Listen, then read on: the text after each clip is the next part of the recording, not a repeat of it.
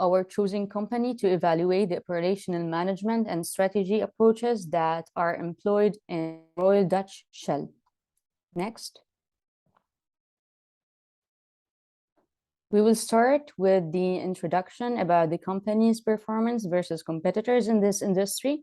Then we will dig deeper into Shell's objectives and analyzing their marketing strategy that contributed to their competitive capabilities and how they planned their strategy and the alignment of the three components of operation strategy, the processes, infrastructure, and culture, which was behind Shell's success. And last, we will share the future challenges and our recommendations. Next. So this is Group D, who worked hard to share with you these interesting findings. Next slide.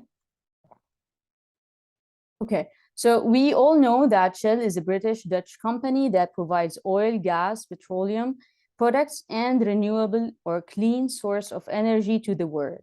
This company has its importance and strong presence as it is one of the largest companies around the world that maintains and supplies the world with its fuel, oil, and petrochemical products. The Shell Group is not only the world's biggest, but also the oldest joint venture, which was formed in the early 20th centuries. It operates in over 140 countries, providing fossil fuels and green fuels like hydrogen fuel cells. And the company currently has over 100,000 employees worldwide, and it provides 2% of oil worldwide and around 3% of gas. The company has around 45,000 service stations and 10 million customers worldwide, and one of the top Fortune 500 companies.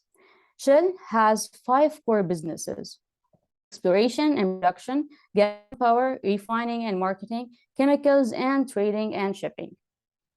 Next slide.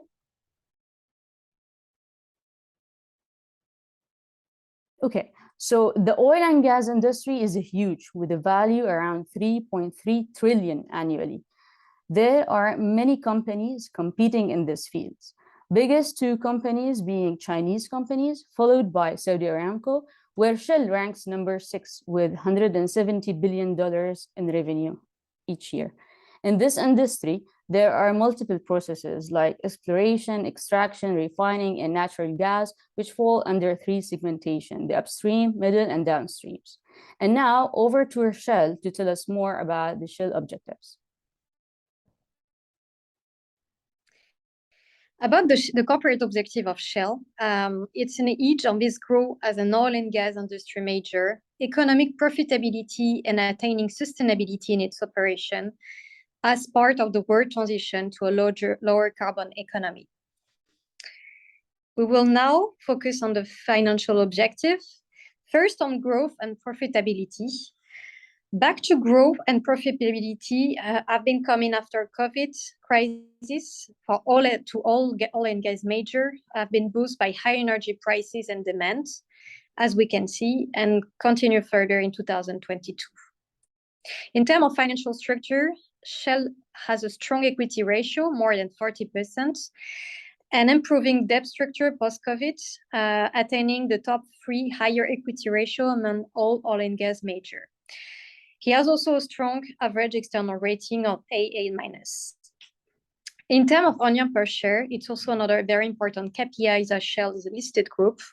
It's improving after COVID and common to a peer with a large paying off of dividends.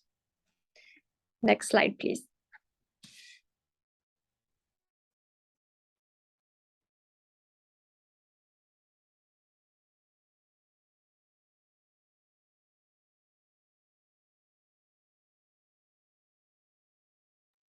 Okay, now let's talk about the marketing strategy at Shell. Shell is considered as a global leader company in this industry. The marketing strategy of Shell focused on marketing mix framework, which covers the 4 Ps: product, price, place, and promotion. From product-wise, Shell offers products in high volume and high demand. They actually produce around 3.1 million barrels per day of oil. They have a lot of products to offer, not only oil, and rely on the wide variety of ranges of standard products supplies, so they do not offer customized product to their customer. Nevertheless, their product have a high level of innovation. Some of their products offering with focus on the upstreams, liquefied natural gas, and downstreams. In terms of promotion, Shell has a strong brand presence. They have their own brand and also their sponsorship deals for promoting its brand and products, like motorsport activities with Ferrari and Hyundai. So these business strategies based on Royal Dutch Shell marketing mix help the brand succeed in the market and achieve its business goals and objectives. So Shell sells its products and provides services either to other businesses, B2B, or directly to customers, B2C. Next slide. So for the order winners, Shell wins its customer by providing a high quality products at a competitive prices with fast delivery time. Makes these the order winner. And since they have multiple products to offer and have a diversified portfolio, they can be considered as one-stop shop for their customers where they can find innovative products. So these help Shell's as order qualifier. And now I will hand over to Joao, who will talk us about the competitive capabilities.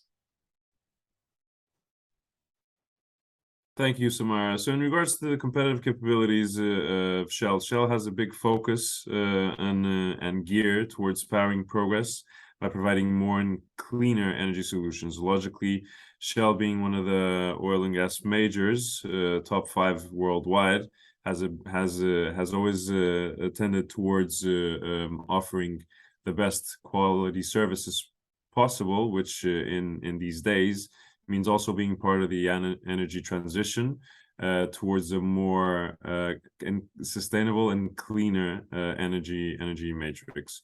So Shell nowadays uses as its default approach the diversification of its products, search for expansion opportunities, and focus on the rearrangement of its inventory planning towards the strategy of being part of the energy transition.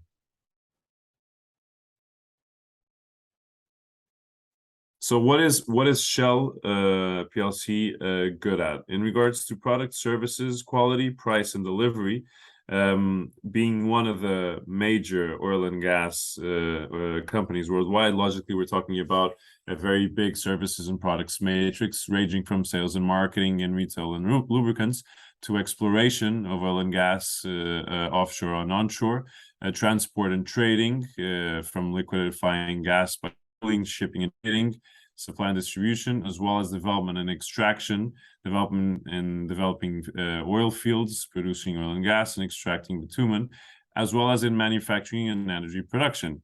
Anything between upgrading bitumen, refining oil into fuels and lubricants, converting gas into liquid products, to generating power and focus on new technologies. Anything upstream and downstream from the actual production of oil and gas to customers, business to business and retail, is part of Shell's products and services. So basically, this business model being quite intricate, it has been the reason for the company's ongoing stunning triumph in the global oil and gas market. Shell has been excelling at cross-selling at the main methods for Shell to manage its business relationships and gaining profitability by being a dominant principle in the industry. Albeit all of this, Shell's blue ocean strategy, given that the company is currently at a crossroad in diversifying its products and minimizing the production cost in order to address specified issues, using such blue ocean strategy. Shell will need this strategy to define the trade-off accurately and thus delineate the financial framework for future decision making. It will have to locate its trade-off by achieving the balance between cost and value with the help of innovative driven approach and the redesign of infrastructure, given its refocus to clean energy and cleaning its energy matrix.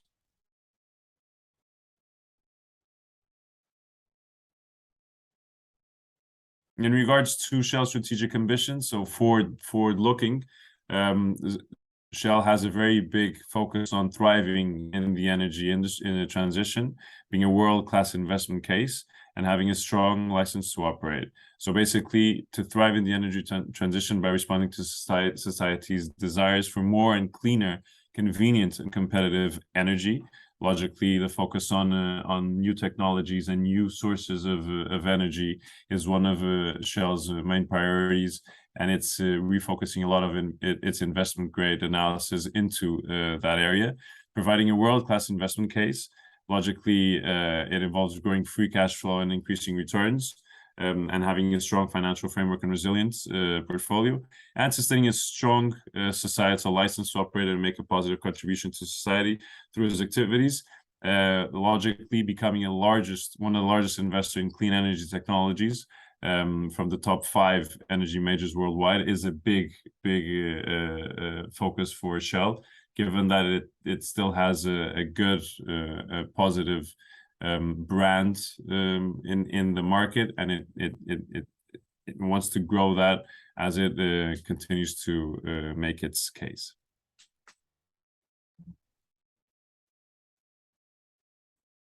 In regards to the relevant key performance indicators, on the operational side, we have 6 main KPIs: production available for sale, LNG liquefaction volumes, refinery and chemical plant availability, project delivery on schedule, project delivery on budget, improved oil and gas reserves, which we can focus on refinery and chemical plant availability of 95.5. So very little closures and very little business interruptions, given its focus on the operational efficiency, and project delivery on schedule 48%. Also project delivery on budget with 104%, meaning it has had capacity to deliver above and beyond budget performance.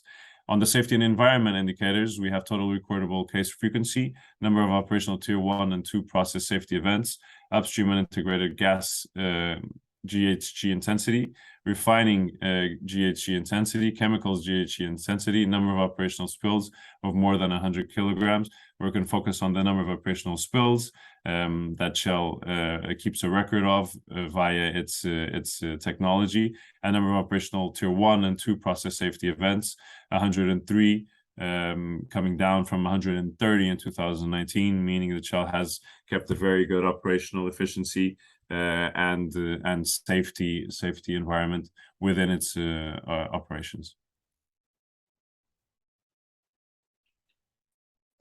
I will now talk about the operation strategy of Shell. The first strategy of Shell is to strengthen their position as leading energy company by providing oil, gas, low carbon energy products and services as world energy system transforms. One pillar is also to propose power progress together by providing more and cleaner energy solution. Shell over the year has becoming as well one of the leading companies in transition energy, being the world leader in LNG and GTN market. Just to give you an overview, in 2021, Shell spent around 37.5 billion on goods and services from our 24,000 suppliers globally, which is enormous. We can go on the next slide to talk about how does the company do it. In terms of processes, they focus on quality and production control. That's the first pillar to give them a competitive advantage. One also important thing is more upstream and profitable downstream. They have been standardizing practice and technology on the upstream to be able to have more profitability and better prices to their customer. And it's a downstream initiatives then. In terms of logistics, they have been evolving for more than 15 years to a third-party logistic to a fourth-party logistic, using as well collaboration like Accenture to build their logistic management services. Shell knows how to build strong strategic partnerships with a lot of companies, and that's also part of their supply chain strengthness. They have over 125 years brand logo as well. It's a company who have longevity in all the processes that they are creating. In terms of infrastructure, technology is part of the biggest pillar they have. They have adopted SAP and EPOE sales systems as a single platform for supply chain planning. They have MLS support, Shell Optim Operation, covering production, wells, and projects. They have also a single client platform, which provides Shell Tailor solution. They're also working on a company with E2Open since 2010, which provide a demand sensing and multi-enterprise inventory optimization. So are using a lot of technology from upstream to downstream to optimize their technology and also their operations. They have also a strong agility. We have seen post-COVID focusing on short-term investment on new natural gas infrastructure and boosting supply to existing liquid natural gas plants they have. They saw the world changing and the demand of LNG was stronger, and they have been doing investment to comfort their position as international leader in LNG, which is large part today of their margin. They have also building partnership, as I mentioned, with Liquorland, for example. Basically, their retail operation and distribution was not always profitable, and building this Liquorland partnership improved the profitability in distribution in gas station. In terms of culture, Shell is focusing on 3 pillars. Let's say we can see it on the general business principle and Shell supplier principle. First is environmental.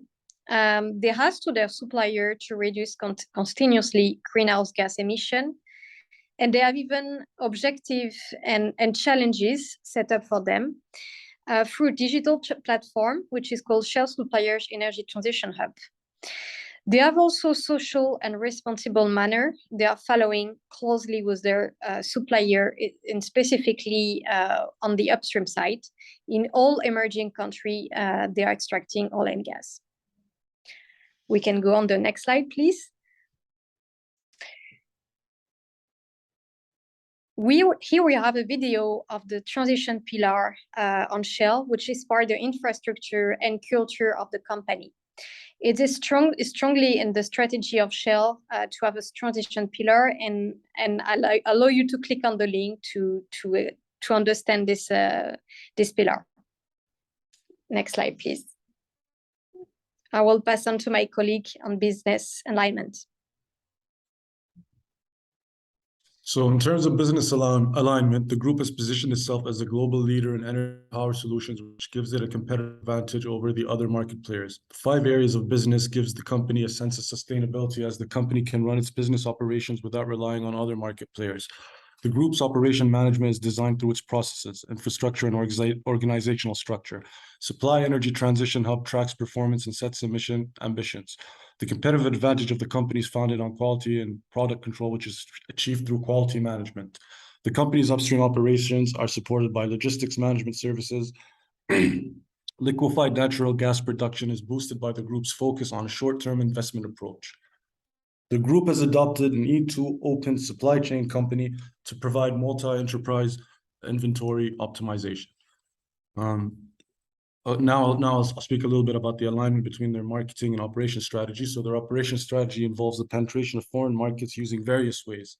The company has managed to cover a wider market through its presence in more than 140 countries. The marketing is also achieved through participation in various green energy or clean energy campaigns in the work. The provision of quality products and services is also an integral part of the group's marketing strategy, aided by its operation strategy. In its operations, the group focuses on high-level innovation, which enables the company to improve its presence in the market. The various operation strategies adopted by the group enable it to achieve a wider market segment while also guaranteeing market sustainability in line with the group objectives. On to the next slide.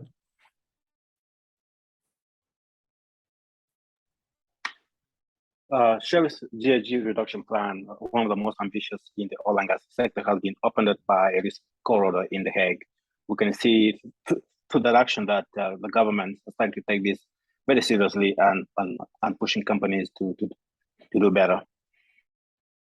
Shell's success in maintaining operational excellence, as mentioned by my colleagues, and maintaining its business financial success will come down to meeting customers and society expectations in the delivery of its GHG reduction plan. As we can see here, there are short-term goals, medium-term, and long-term goals. Shell will also need to align its capital investment and expenditure to alleviate its customers and shareholders' potential worries with energy supply uncertainty in the transition to a low-carbon economy. From earlier conversation, we can see that Shell's value equation hinges around on quality, cost, and time, with innovation playing an important role in maintaining its operational excellence. In addition, Shell's success will require continuous processes, culture, and infrastructure improvements, as I mentioned by Shell, to continue developing its competitive capabilities, focusing on its business integration with suppliers, ensuring key processes, those that could impact its order winners, quality, cost, time, are performing as expected, and meeting its commitment to suppliers and the final users. Suggestions for the future: Shell should definitely keep pushing to make its GHG ambition a reality by ensuring capital is spent accordingly to meet the short, medium, long-term goals. And in order to do that, Shell needs to be extra aggressive on its scope 3 emissions. Those are emissions produced by the downstream business. When you buy gas at the gas station, that is the biggest area of work for them, covering 9% of the total company emissions. That's all we have from Group D, and thank you for your time.